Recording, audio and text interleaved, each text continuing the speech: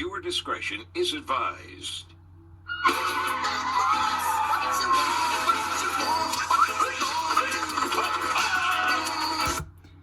The following program is recommended for a mature audience. Specifically, you guys over there in junior high school, this video is for you guys. What is up, guys? Welcome back. It's your boy Hunter. Are you ready to learn some stuff? You guys are, because today we're gonna learn about marketing.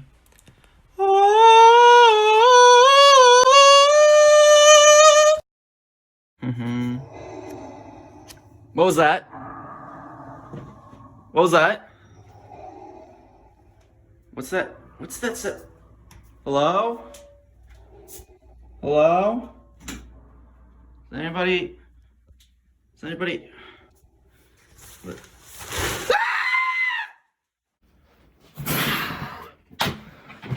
Woo!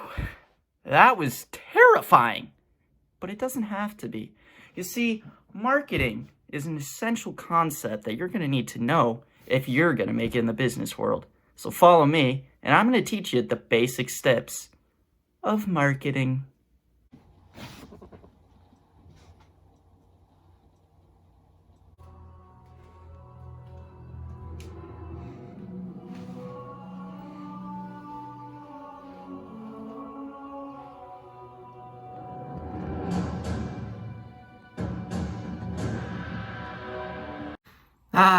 Good old-fashioned STP. Now, STP is the cornerstone of Part 1 marketing strategy. Now, the S in STP stands for segmentation, then T, targeting, and P, positioning. Now, we're going to go through each of these, and we're going to tell you why these are important.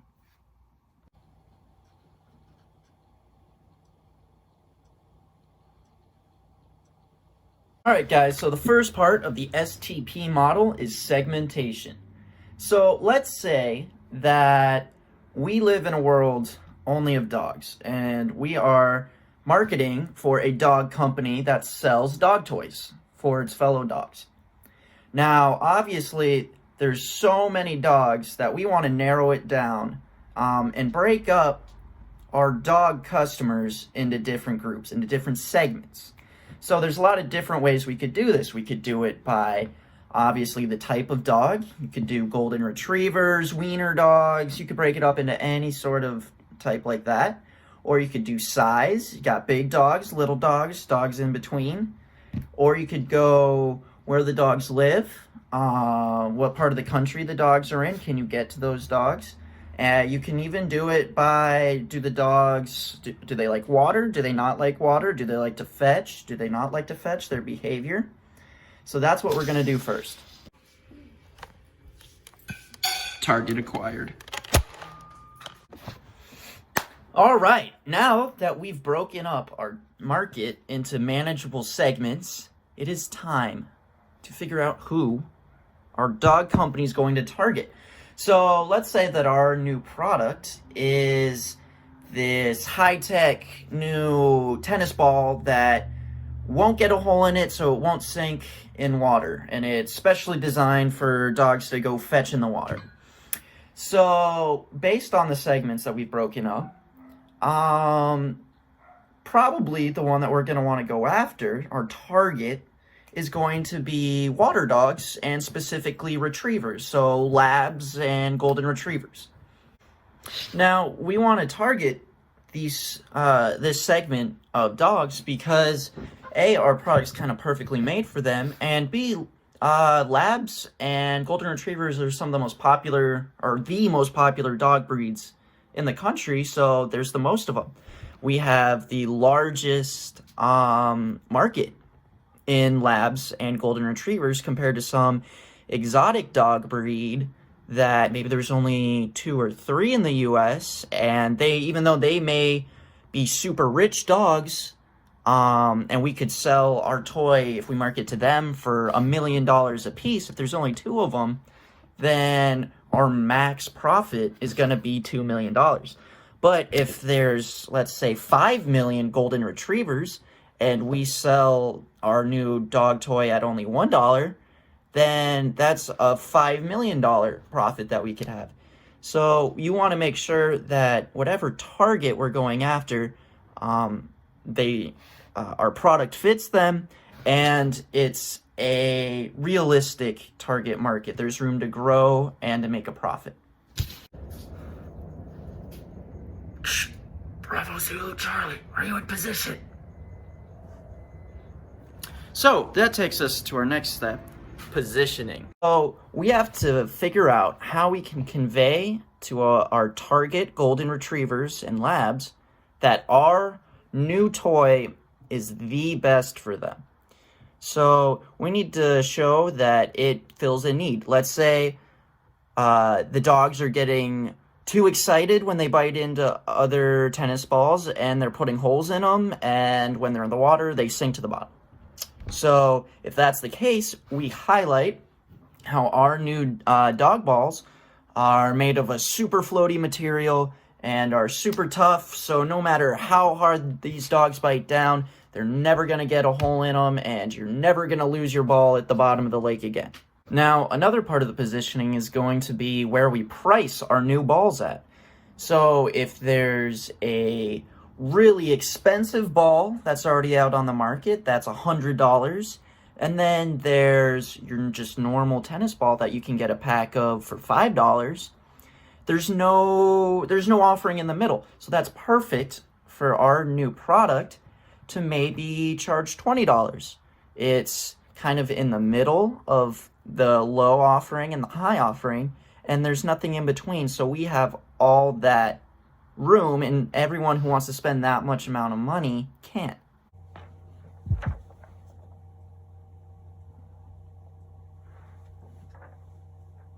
All right, guys, we're on to part 2, marketing tactics. Now, for marketing tactics, we use the 7 Ps. All right, the first P is product. Now, this is probably the easiest of the 7 Ps, because to sell it, we just need a good product. You can't be selling something that's not working. People won't buy it. All right, we're on to P number dos, place. Now, for place, we pretty much just want to make sure that people know and can find our products. So, back to our dog toy, we're probably not going to try to sell it out of a Home Depot or something. Instead, we're probably going to try to have it in PetSmart and Petco and pet stores. Or we can put it online.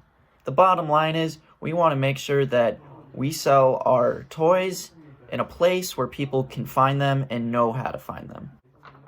Price. Now, the price is really important for our strategy because we can't charge too much or too little. We have to find the balance in between. Charge too much, people won't buy it. Like our dog toy, we charge $1 million, nobody's gonna buy it. But at the same time, if we charge too little, like $1, people are gonna think that maybe it's not the highest quality, or maybe it's just not the best. So they're gonna go for something in the middle, and that's where we wanna be. But we also wanna make sure that we're at a price point that not other people are at, so we can distinguish ourselves in the market. Promotion. Congratulations, you've all been promoted. Now, for promotions, think of it more as, how are we going to advertise this? How are we going to get people to want to buy our product? So, for example, are we going to run just your classic commercials? Are we going to have ads on the radio, billboards, maybe social media influencers on Twitter, Facebook, Instagram, stuff like that? So this is a big way to find your target audience, is through making sure that you're advertising in the correct spaces where they're going to look. Time for the next P. People. Now, people, we just need to hire the right people. Get the right people to work at your company. Now, for people, that goes for everyone. Let's say you're opening up a brand new restaurant. You want to make sure that A, your manager's good. He knows how to manage and keep everything going smoothly. You want to make sure that you have good cooks and chefs in the back so the food's good. You need to make sure that you have good waiters, because honestly, your experience with your waiters is just as much as part of the draw to your restaurant as your food is a lot of the time. So if you have mean waiters, nobody's going to want to go to your restaurant, and you're going to be alone. And you're going to be sad. And you're not going to make any money. So make money and get the right people in your company.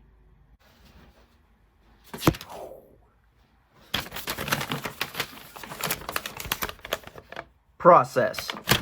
Now let's talk processes. You have to have the right process if you're going to make it. So let's go back to the restaurant. You have to make sure that people aren't waiting for their food for 2-3 hours because everyone's going to leave. You want to make sure that you have a good process down. So the process is going to be pretty much everything involved in taking people's orders, making the food, delivering the food, cleaning the dishes, and even just making sure you have the correct food and all the necessary ingredients. So it's a lot of stuff that needs to come together to ensure that your business and your service that you're offering runs smoothly. And that all comes down to having a good process.